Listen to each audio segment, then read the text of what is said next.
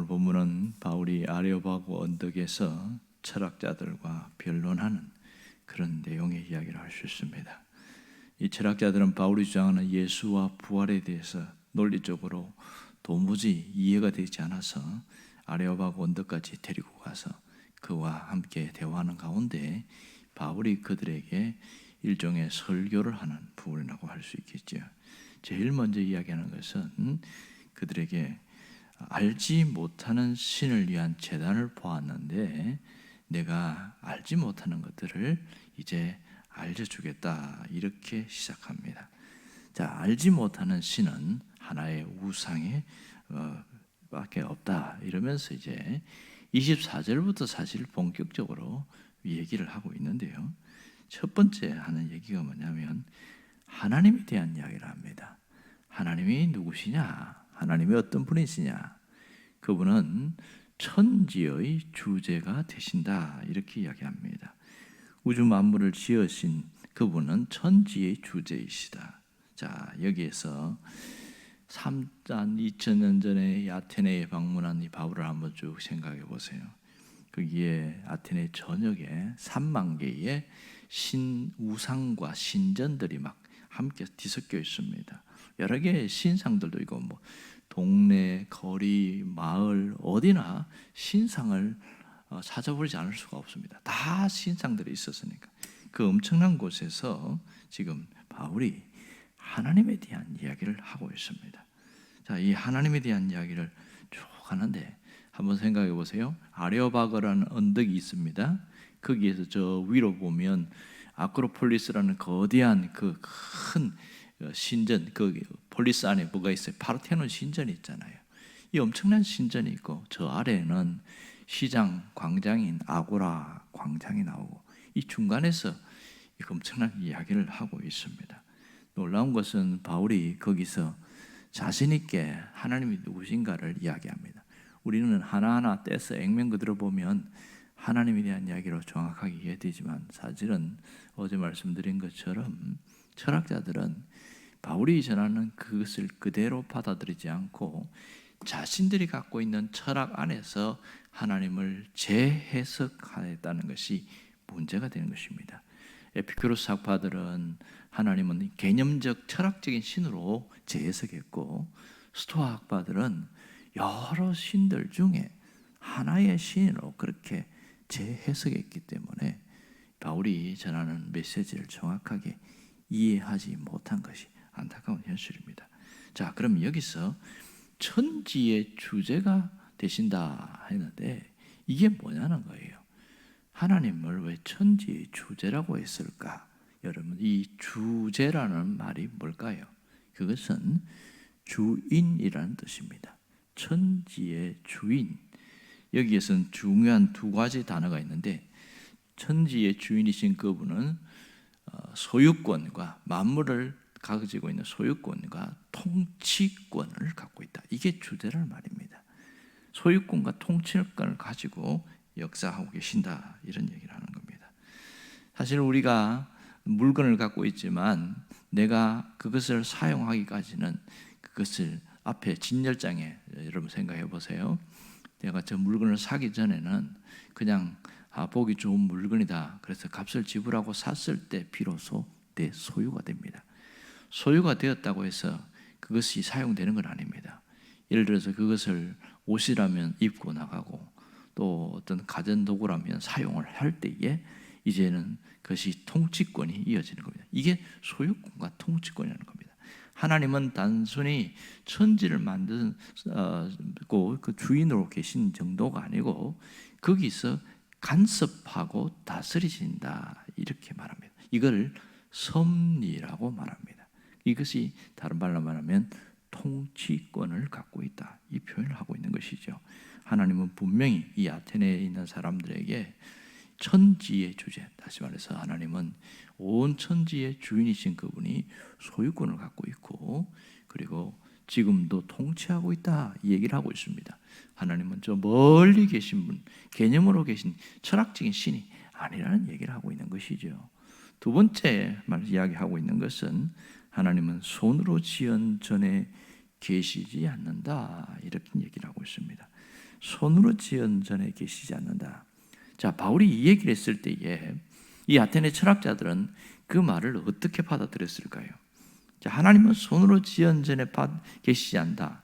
그러면 지금까지 그들이 지은 전들이 몇 개가 있습니까? 엄청나게 많잖아요. 보면 가장 크게는 파르테논 신전이 있고, 그 다음에 여러 가지 밑에 뭐 대장장의 신도 있고, 도박꾼들이 한 신도 있고, 도시 곳곳마다 신전과 제단들이 있는데, 그 속에 그런 신들은 잡신이 아무것도 아니고, 하나님 그런 신전 손으로 만든 그 건물 속에 있지 않다. 이 얘기를 하고 있을 때 무슨 생각이 들까요?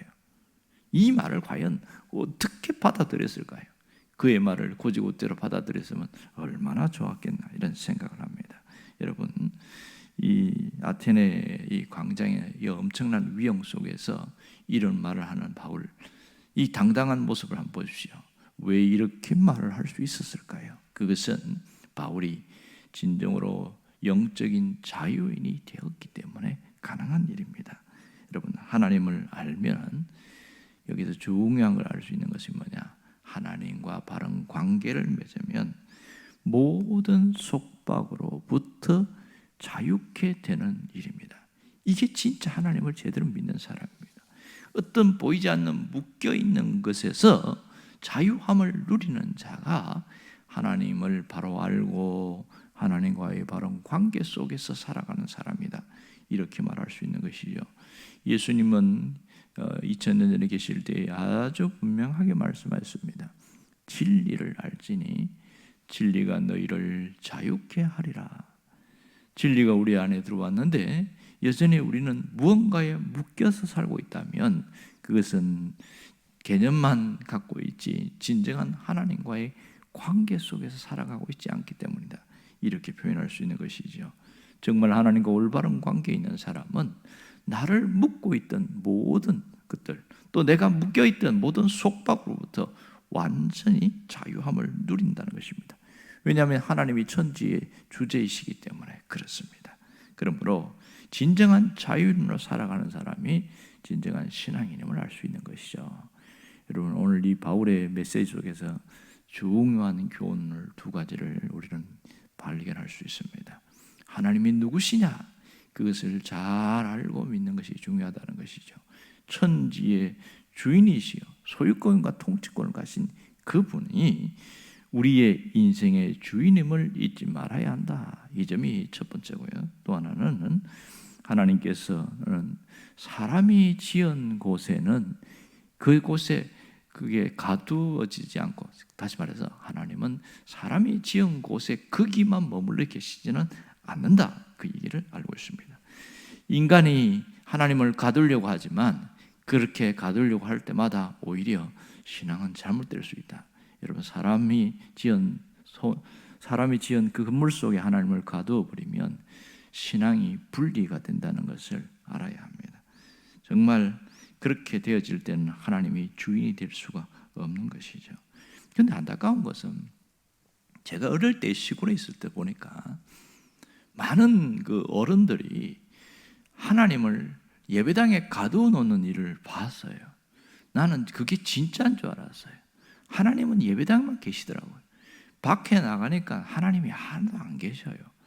그 원래 그렇게 하나님은 예배당에만 계시다. 그래서 신성시하고 전에 기억나는 것은 옛날에는 강대상에 와서 한번 강대상에게 난간이 있었는데 그걸 잡고 기도를 했더니 어떤 분이 툭툭 치면서 여기는 거룩한 곳이라서 올라오면 안 됩니다. 올라가지도 않았는데 난간을 한번 잡았다고 뭐 그렇게 이야기하면서 무릎을 꿇고 또 청소하다고 그러고. 지금은 그런 일이 없지만 너무 신성시한 거예요. 이게 왜 그러냐? 잘못 배워서 그런 거죠.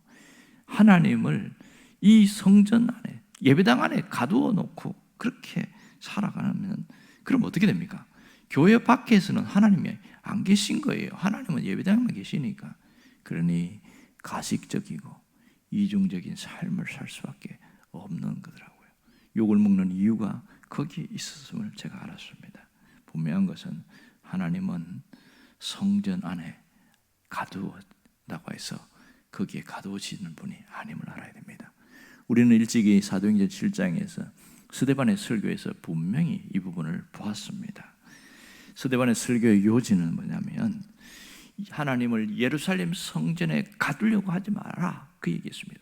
왜냐하면 당시에 거기에 있는 예루살렘인 유대인들, 제사장들, 서기관들 동일하게 예루살렘 성전과 하나님을 동일시했습니다.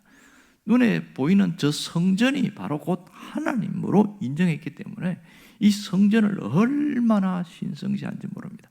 그러다 보니까 성전 밖에 있을 때에 이 서기관들은 돈을 좋아하는 자라, 예수님이 그런 얘기했거든요. 바리새인들도 마찬가지였어요.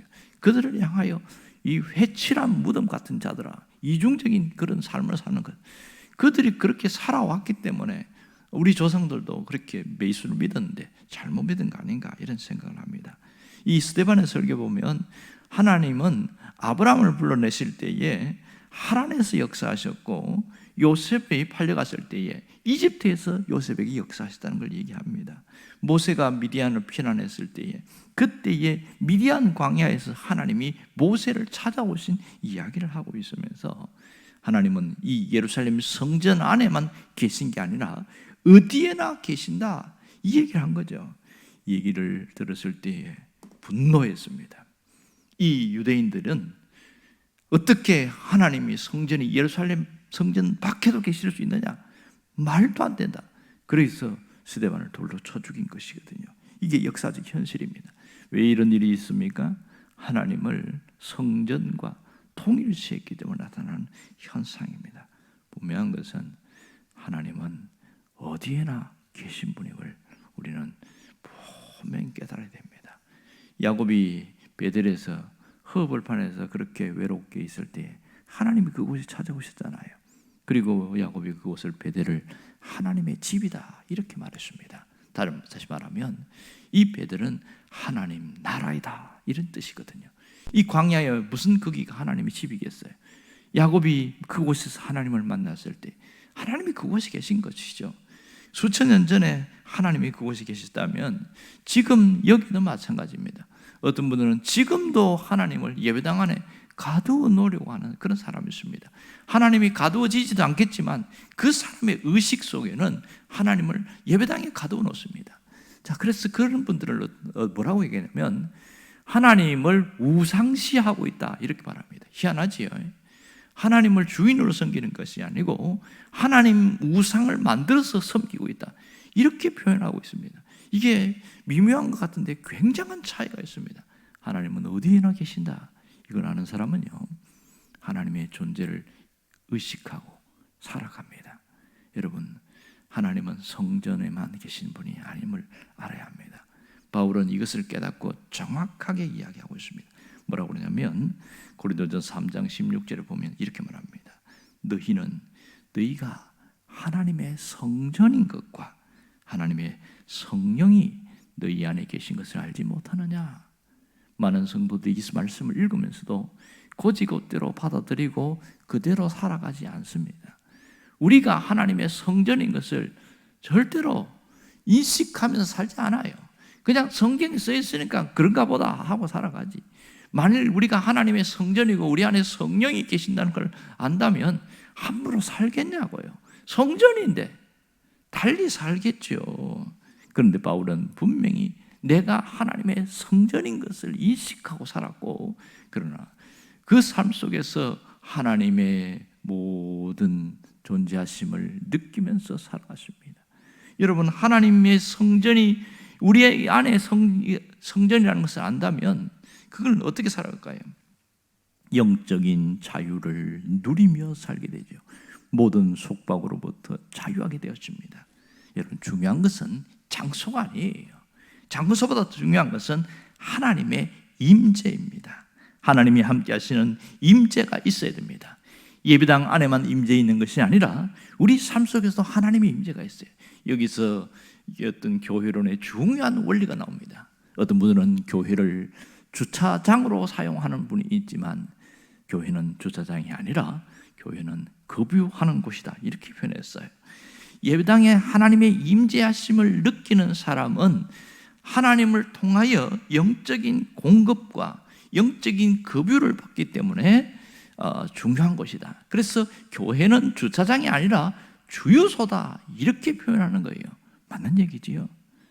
예배당에 왔다가 갔다고 해서 하나님이 거기에서 역사하는 게 아니라 하나님의 임재를 경험하고 하나님의 역사를 체험할 수 있어야 거기서 영적인 충전을 받아야 삶이 회복되어지고 살아갈 능력이 막 생기게 되어지고 실제 내 삶 속에 에너지가 막 나타나는 거예요.